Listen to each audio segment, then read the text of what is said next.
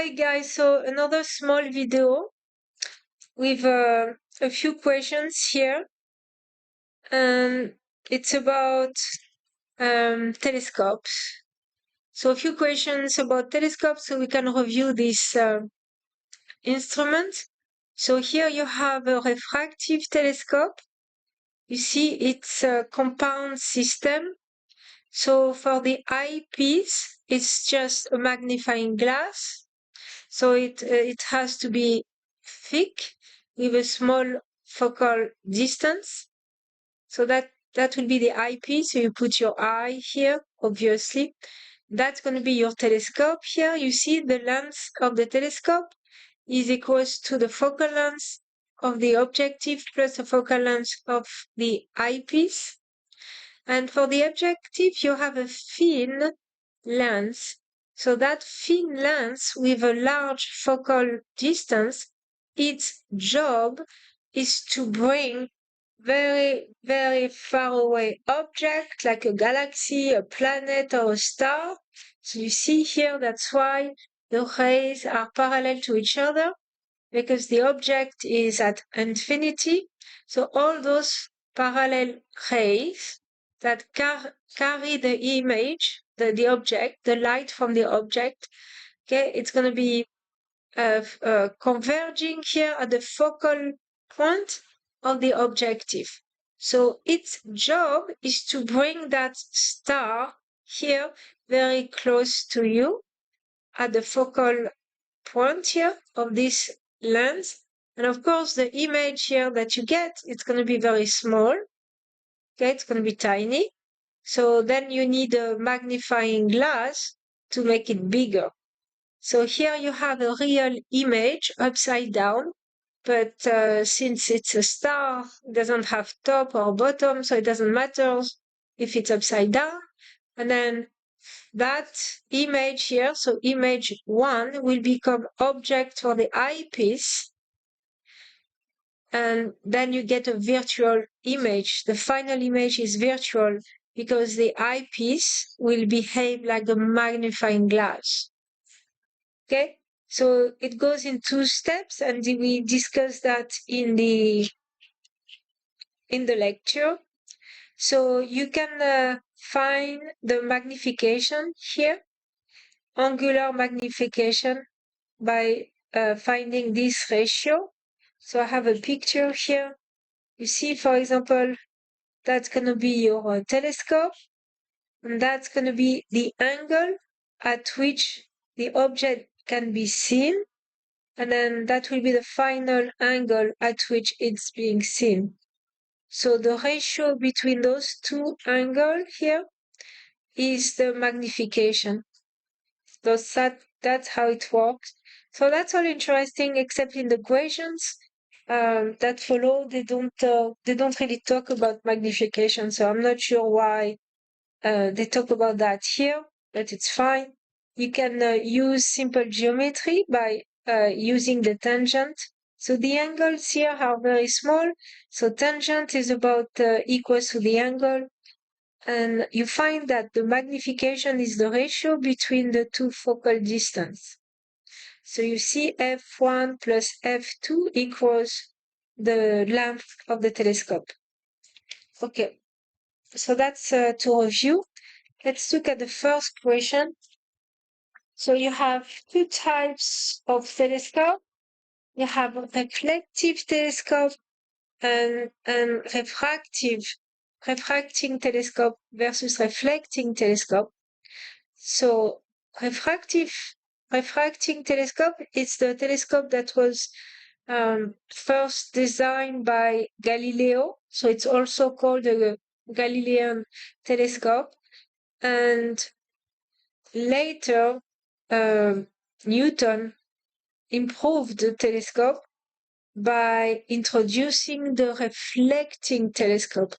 So with a reflecting telescope, you use a concave mirror to bring that star here, the same principle. So instead of using a thin lens, you use a concave mirror, right?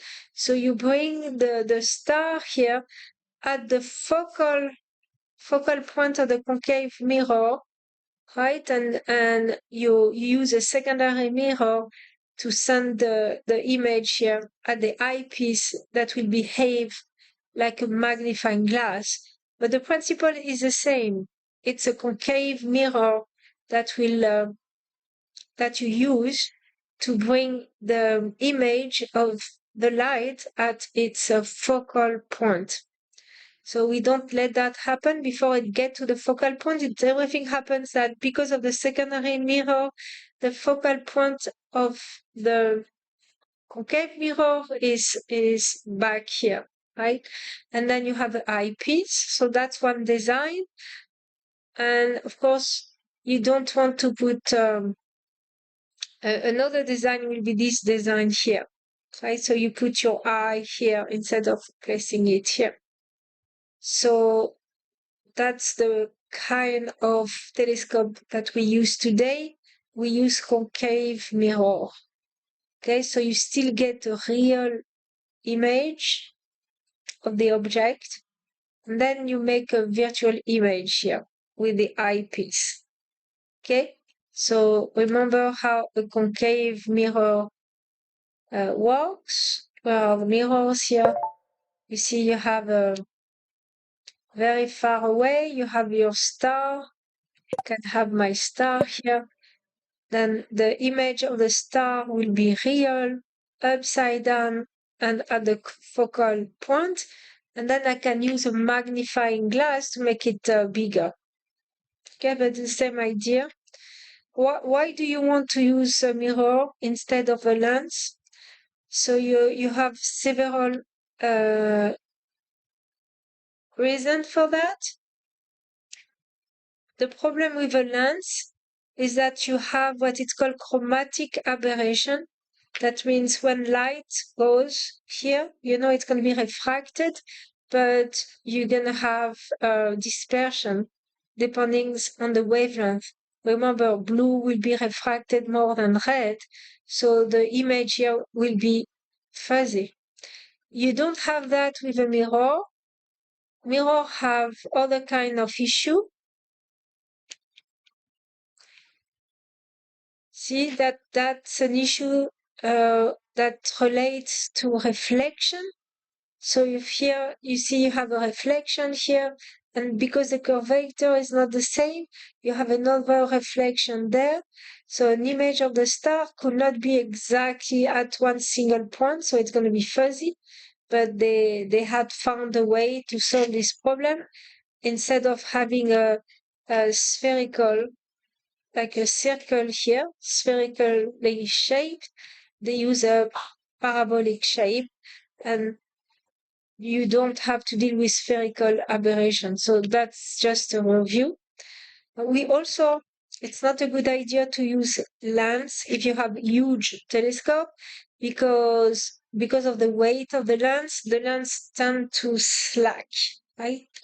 A mirror, you see, when we use a mirror for a telescope, this one is a concave mirror from the Keck telescope, which is in Hawaii.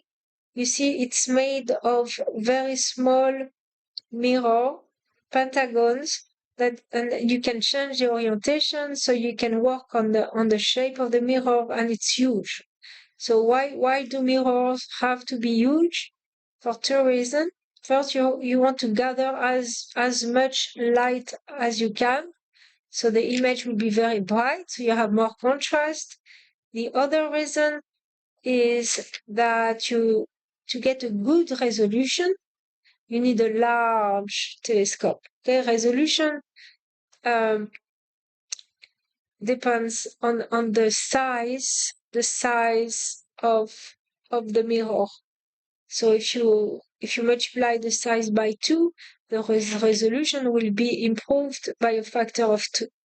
Because of I talk about that in my lecture, because of what is called diffraction.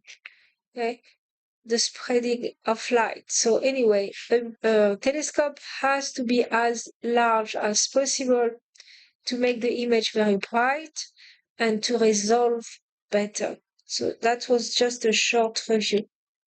Okay, so let's go to the first question, which is not an advantage of a reflecting telescope. Mirrors are free of chromatic aberration. That's true. We just saw that chromatic aberration happens with lenses. You have like a dispersion. Spherical aberration are easier to correct. That's true. You can correct that. You can change the orientation of the small mirror, and you can take a parabolic shape. The shape of the objective is not as variable as a concave mirror. Okay, that's good. The second mirror block, that's the problem here. The second mirror blocks incident light. That's the problem with a reflecting telescope. And you can see that here. Reflecting telescope, you see the secondary mirror is on the way of the light coming from the star. It does not mean that you are missing part of the star. It means that you are not collecting as much light as you would if there was no secondary mirror here, right? It's on the way. So that's a disadvantage. Okay, let's see number 14. So refracting and reflecting telescope. Of course, you want to pause the video and try to answer on your own. What will be the best answer? And reflecting telescope are larger. Okay, so concave mirror can be, and that's the whole idea. You want a very, very large telescope. You want to have a very large mirror. Now there is a competition. I think it goes up to 10 meters. I forgot which one is the largest. But those mirrors now are really humongous. So you can collect more photons and you get a better resolution. So that will be the best answer, I think. Okay, number 15. So to answer this question, the focal point of an eyepiece. So here, that's the eyepiece, and the focal point here, it's here, right? Because that's the focal distance. That's going to be at the same location as image 1.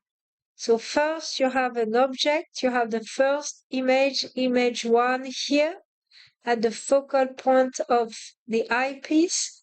So it becomes an object for the eyepiece.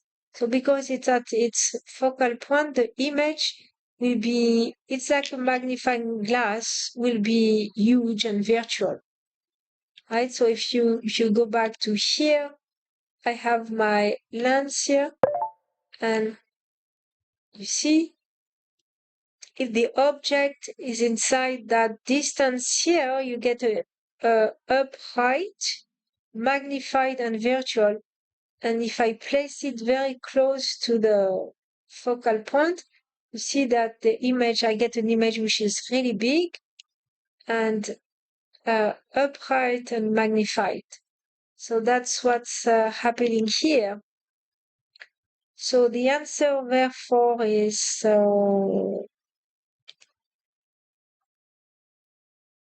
A.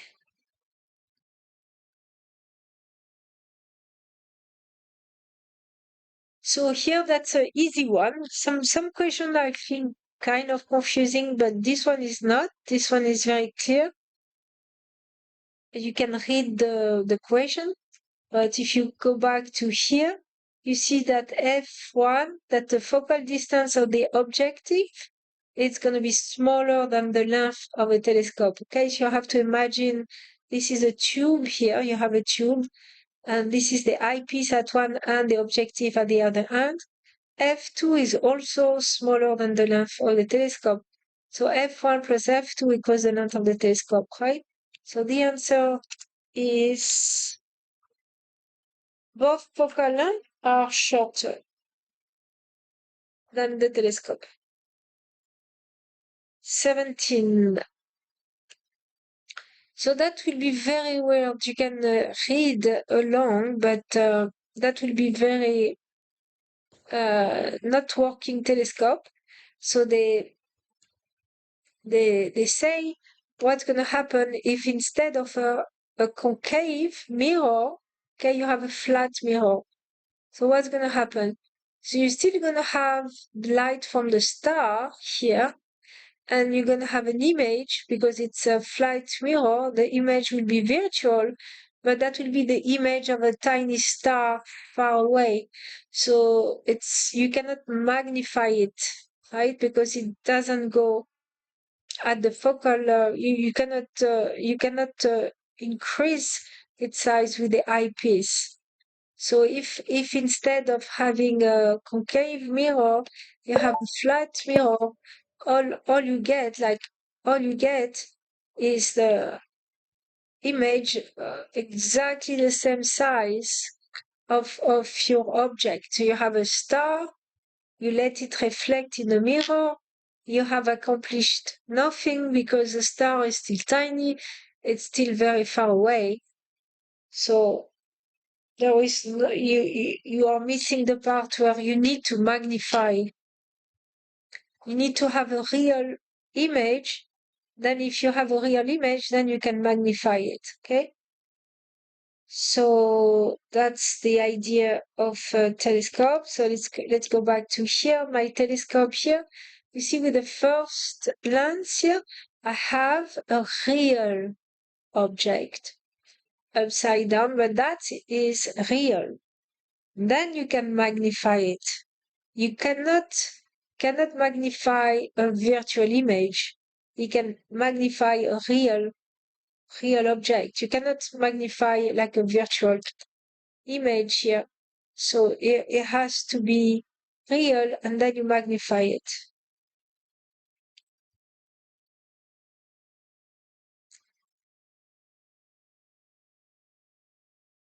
So you cannot magnify it. So answer will be A.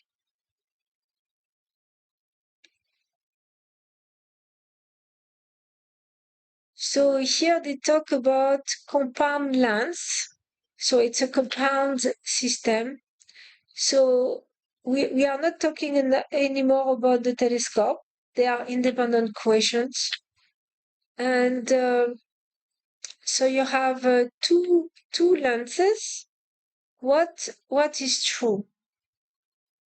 So orientation of a virtual image can be upright with respect of the object. Yes, that's true because virtual images are always upright. Okay? Check, yes. So they are always upright. If you have let's say you have a lens here, you see the virtual image is always upright. Even if I have a mirror here, where is my mirror? You see, so that's a real image. So it's upside down. But if I bring the object here, now it's virtual and it's upright. Virtual means upright. It has to be upright as long as it's virtual. A real object will always form a real image. That's not true because if you have a magnifying glass, insect that you are looking at is real, and you turn that into a virtual image, not a real image. The light must travel through the first lens and form the image before it travels through the second lens. So that could be confusing because this is true here. The light goes through the first lens. You have the image here. The light goes through the second lens. But you can have situation where you have like two converging lenses next to each other. And so in that case, you can have two magnifying glass next to each other with a different focal length. And you see light goes through the two lenses. Then you have image 1 from this one.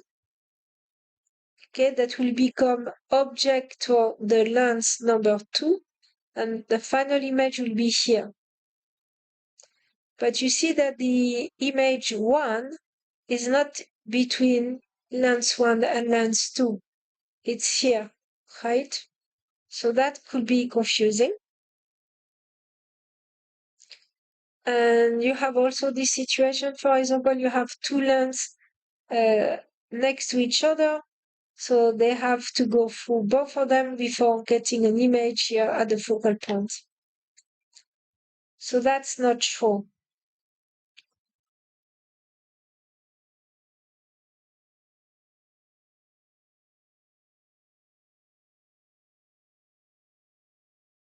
So the only answer is A. Okay, this one was not straightforward. That's why it's good to go through the lecture first and understand how telescope, microscope, compound system work first. 19 is math, and of course it's much easier, nicer than conceptual questions.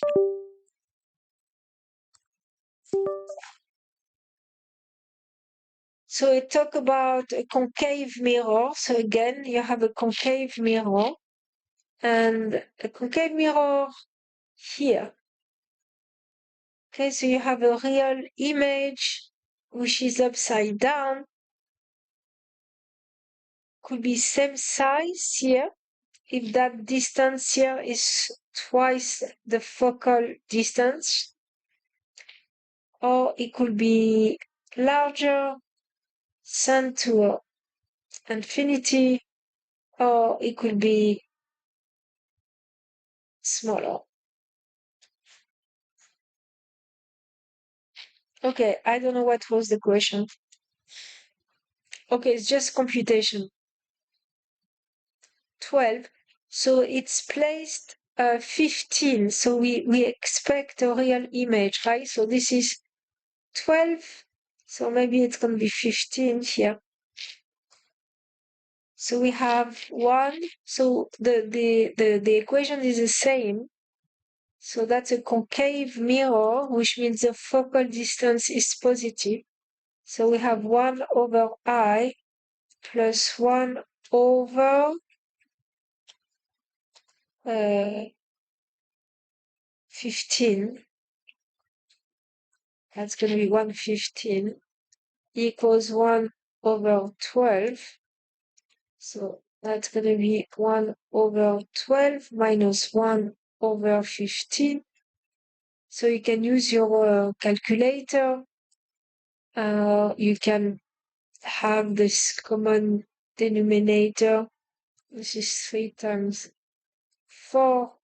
This is 3 times 5. And the answer is, I forgot what the answer is. So that's, you multiply by 5.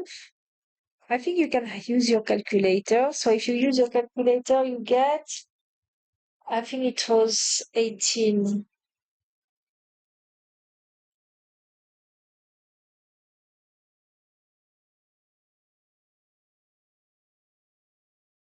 No, 60. Sorry, I don't know why I say 18. 60. Let's see. 60 to the left. Okay, because it's to the left here. On that side. On that side. And then they talk about the sky. The color of the sky will be if you have no atmosphere. So the sky is blue because the molecules in the sky are scattering the white light from the sun.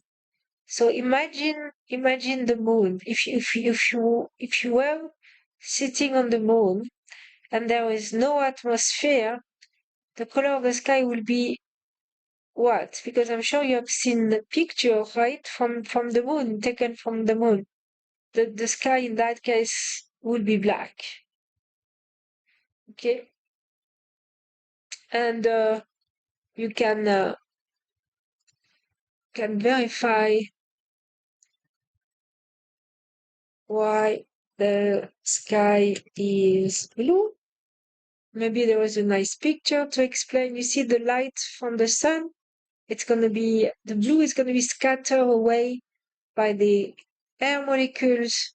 So we're going to see the sky blue depending if it's sunset or sunrise. It could be also red.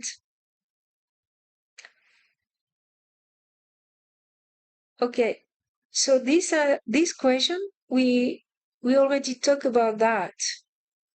A glass lens in oil.